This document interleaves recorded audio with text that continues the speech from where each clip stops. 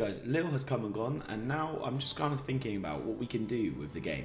We've seen what's happened in Lil, and this was set 3, so really, nothing really changed. We knew what was kind of going to win. The fact that still someone was kind of insane, but even the fact that basically Purple was very good, and that's about it really, and all the rest of the decks are fine. Blue still is pretty good, and Red-Blue isn't as good as I thought it was going to be, but this set, as in set 4, it's going to be insane. But it's got me thinking, does there need to be a ban list?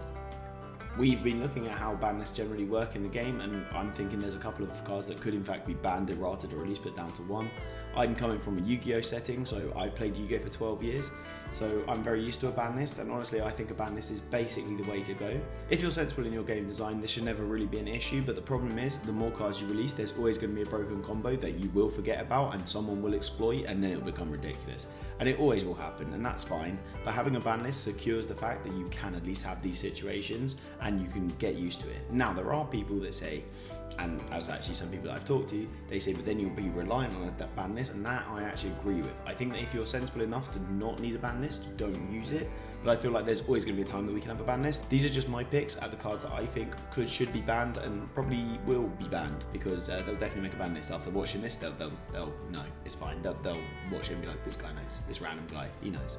The guy that lost to an 8-year-old at Lille. Yeah, 8-year-old girl, she slapped me up. It was very depressing. You know what, let's go pretty quick. 1 and 2, pretty quickly. The first one, go Rabbit. Both these two cards are ridiculous. Rabbit being uninkable is a slightly nicer way of doing it, but even then, I think they need to be hit, they need to be errated. I don't know what they need to do, but the Mana Mim stuff needs to sort itself out. In my opinion, there is nothing wrong with Mana Mim in theory. I think that makes complete sense that when it goes to the graveyard or it goes back to your hand, you get the draw or you get the thing. Completely understand, that is part of the deck. I really like that. The fact that they still get the effect when they are shuffled back into deck and from when they are put into the ink zone doesn't make any sense in my opinion, because they're not a card. They're not anywhere near anything. I think deck, maybe you have a debate, but it says when this card leaves the field. Now, in my opinion, that ink, I fully understand that the ink is not on the field. Technically, that is not on the field of play, I get it. But also, it is an unknown card now. It is not a real card. You cannot look at your ink, which means you cannot look at that card anymore. So it is not that card. So there is no way of verifying that that card, in theory, is Rabbit or Go. So I think these two cards either need to sort themselves out in the sense where they need to rewrite these cards, or they just need to say, yep, you guys can either use 1 or 2 of them, and then that's it. I don't think they should be at 4, and I don't think you should be allowed to use 4. In most people's decks, if they're playing Goat, they're going to play 4 Goat, and same Rabbit's a bit different, maybe 3 because it's uninkable, but even then, Rabbit's never really a dead draw. You get Rabbit past turn 4, you're always playing Rabbit. Whatever happens, who cares? They nuke your board, cool, you get a draw. These cards I think are ridiculous, and even in this set 4, they're still ridiculous. So honestly, they'll get hit. Right? They have to. If anything's getting hit, they'll get hit first, 100%. Number 3, Bucky needs to get hit. A couple of other little Floodball and stuff, they're okay, and the Fairy, I can't remember her name, Blue Fairy, sorry, she doesn't really need to get hit because she's just a Floodball, but then there's not that much crazy stuff going on. In a green deck with Bucky, especially with the new Diablos, that's going to be insane.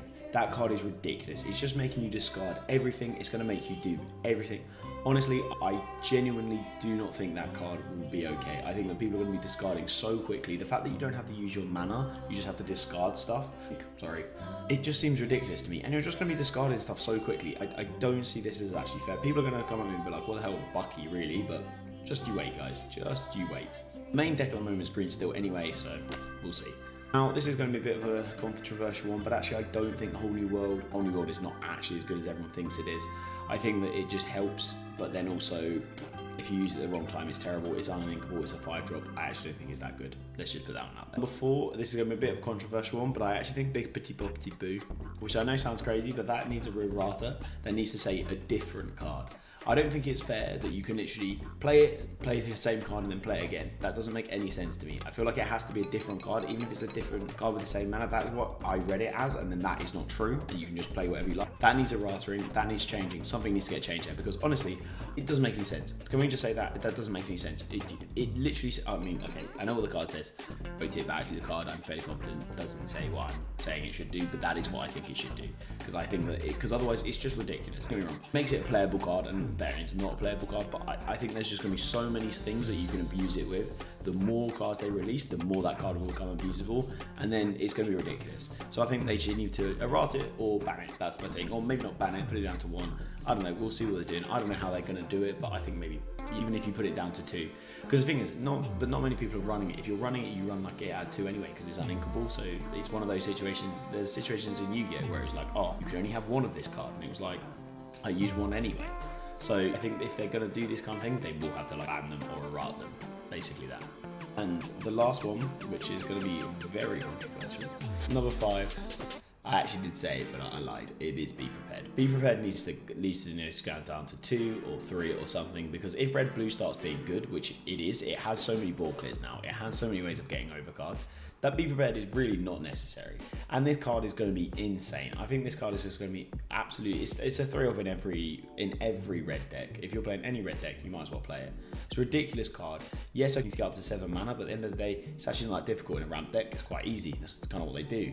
It's such a good card, and honestly, it's insane. That basically, I don't need to explain any more for that. Be Prepared to ball clear that for a deck that is very slow, so it just makes sense. Well, thanks very much for watching, guys. What do you guys think? Do you even think they're going to do a ban list? They could just do set rotation, which I think is not also a bad way of doing it. I know Pokemon's done it for years, and it makes sense, but coming from a Yu-Gi-Oh player, I don't want to do that. So that's why I've said a ban list. But please tell me if there's cards I've forgotten. I'll probably do another video of all the ones that people have told me about that I've completely forgotten, because that normally happens. But thanks very much for watching. Do drugs, stay in school.